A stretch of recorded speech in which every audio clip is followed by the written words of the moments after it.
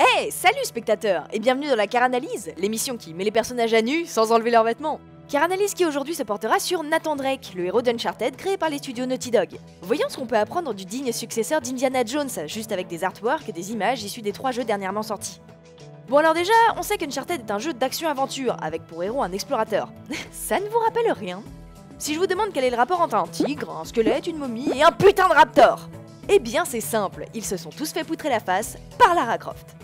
Pour beaucoup, Nathan Drake n'est qu'une copie de Lara version homme. Pour d'autres, si les deux personnages se rencontraient, ils seraient absolument complémentaires. Et en ce qui me concerne, je dois bien admettre que si Nathan et Lara se retrouvaient dans la même pièce, il y aurait de quoi faire un excellent porno.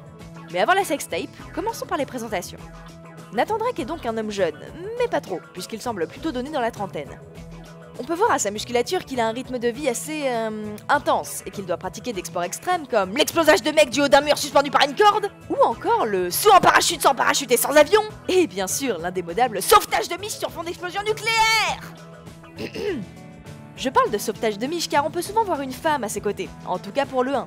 Si Elena Fisher est présente dès les artworks du premier Uncharted, c'est parce qu'elle est importante par rapport au héros. Le fait qu'il soit représenté au-dessus d'elle, en plus d'être pratique pour le sexe, est peut-être une signification visant à nous dire qu'il protège la femme. Mais si pour tout explorateur bien bâti qui se respecte, protéger les femmes, c'est important, avoir de bonnes fringues l'est encore plus. En effet, si Nathan Drake change de fringue à chaque jeu, elle reste globalement identique. Si on regarde ce qu'il portait de Uncharted 2, on a un t-shirt simple avec un sweat à manches longues. Pratique quand on bouge souvent puisqu'on peut l'adapter en remontant les manches s'il fait chaud et en les descendant s'il fait froid. La technologie, c'est vraiment un truc de fou, oh là là! Ensuite, son jean délavé et taché est bien là pour nous rappeler que le charmant Nathan Drake passe plus de temps à s'en prendre plein la tronche qu'à prendre des bains, sauf si on considère les plongeons du haut d'une falaise comme un bain. Enfin, on peut voir d'indémodables chaussures de marche à ses pieds. Je vous dirais bien que c'est sûrement le signe d'un profond traumatisme de son enfance dû à des ampoules de pieds de la taille d'œuf d'autruche qui ont failli s'infecter et transformer ses pieds en humus. Mais non, là je pense que c'est juste... il n'y a pas d'analyse particulière, c'est des chaussures de marche car c'est plus pratique pour marcher. Maintenant spectateur, j'ai une question pour toi. Penses-tu que tous les explorateurs soient en réalité des fétichistes du cuir? Vas-y, je te laisse 2 minutes pour y réfléchir. Non parce que, est-ce que quand tu reçois la carte officielle d'explorateur fournie par les amis d'Indiana Jones, on t'envoie une peau de vache avec? Je demande ça parce qu'ils ont toujours au moins un petit truc en cuir sur eux. Pour Indiana Jones, c'était son fouet, pour Lara, c'est genre sa ceinture, ses mitaines, ses rangers ou sa tenue Fouille Later Baby. Et pour Drake, on a la présence des harnais. Alors oui, je sais, les harnais ne sont pas toujours en cuir, mais là, ils le sont. Autant pour Lara, je pense que le cuir noir est là pour donner un aspect militaire et froid au personnage. Autant pour Drake, la présence de ce cuir brut illustre, je pense, un peu le côté animal du personnage qui est usé mais résistant et prêt à utiliser toutes ses ressources pour survivre. Au moins je peux dire que Nathan Drake est un dur à cuire. Non, je ne m'excuserai pas pour cette blague. Et enfin, on a bien entendu les armes, ou en tout cas de quoi les contenir, car elles sont indissociables du personnage et nous allons voir pourquoi en analysant un peu plus les poses de Nathan. Parce que les poses de Nathan nous en disent pas mal sur lui. En effet, il suffit de chercher des images d'Uncharted sur Google pour en avoir le cœur net. Jamais vous ne trouverez des images de Nathan posé sur un fauteuil devant une cheminée à lire paisiblement. Non. Non, à la place, vous aurez surtout des boum et du sparse et du yerg et du ratatatatatatatata. Parce que Nathan Drake, c'est le mec à problème avec une poisse intergalactique qui sortait de chez lui en voulant juste acheter du PQ et se retrouve à sauver le monde d'un dictateur monomaniaque surarmé qui veut dévaster l'univers en devenant un dieu grâce à l'artefact de l'arbre magique de mes couilles, le tout sans se bourrer la gueule. C'est dire. Bref, il est souvent représenté sur la défensive, regardant ses ennemis car étant en danger. Mais la différence majeure avec notre ami Kratos, c'est l'arrogance dont peut faire preuve Nathan. Il regarde dans notre direction avec un sourire narquois, ce qui lui donne un air sûr de lui. Du moins, c'est ce qu'on peut comprendre dans le premier Uncharted. Mais si on se fie uniquement aux images du 3, on peut noter une évolution des personnages dont les traits se sont durcis. Les rides sont un poil plus marquées et il a abandonné son sourire arrogant pour prendre cet adorable air de victime. Il est trop mignon. Non, sans blague, il sourit des fois dans Uncharted 3 parce que là, c'est vraiment pas la fête, hein.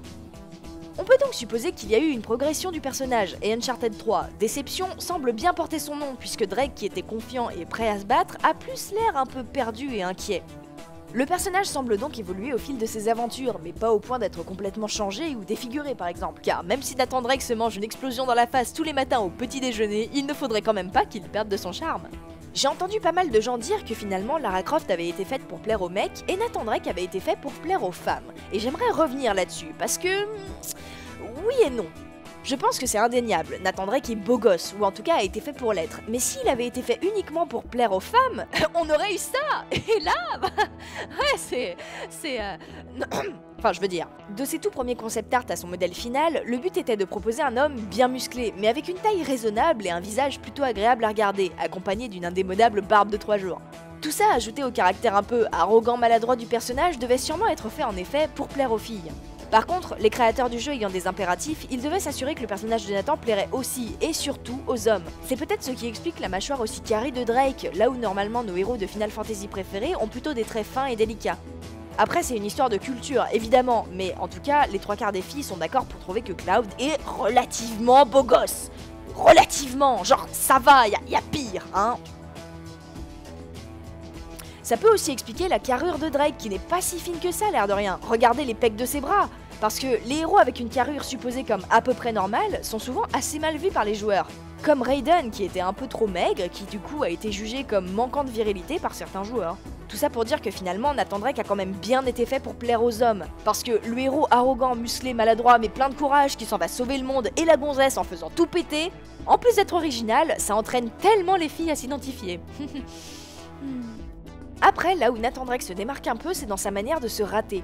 D'après le making-of d'Uncharted 1, Nathan Drake a été inspiré par beaucoup de héros de films d'action-aventure, mais les créateurs voulaient vraiment garder un côté humain, donc lui permettre de faire des erreurs et de les surmonter pour devenir encore plus badass. Et de ce côté-là, faut bien admettre qu'ils ont réussi leur coup. Si dans les films d'action un peu blockbuster, les héros sont capables de faire exploser 5 avions, 2 voitures, 36 mecs et le cul du méchant, le tout sans saloper leur maquillage, notre ami Monsieur Drake a un peu plus de mal à survivre. C'est pourquoi on le voit souvent dans des positions délicates, suspendu au-dessus du vide, à se débattre pour tenter de s'en sortir. Là où les héros de films d'action n'ont qu'à border leurs muscles pour tout faire péter. Et ça tend à le rendre plus humain. En conclusion, Nathan Drake est un personnage fait pour se battre, avec une poisse digne d'un personnage de Tex Avery qui finit toujours à moitié suspendu dans le vide. Courant après les aventures et les problèmes, il jongle entre le héros increvable et l'humain en galère. Et quand on sort d'un film d'action bourré à ras-bord de testostérone où le héros ne cligne même pas des yeux car ça pourrait être considéré comme une faiblesse, ça fait un peu de bien de tomber sur un personnage un poil plus humain.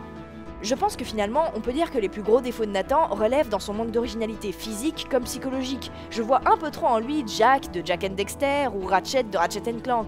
En gros, il est plutôt jeune, arrogant, tête brûlée, courageux, sportif et franchement, prévisible.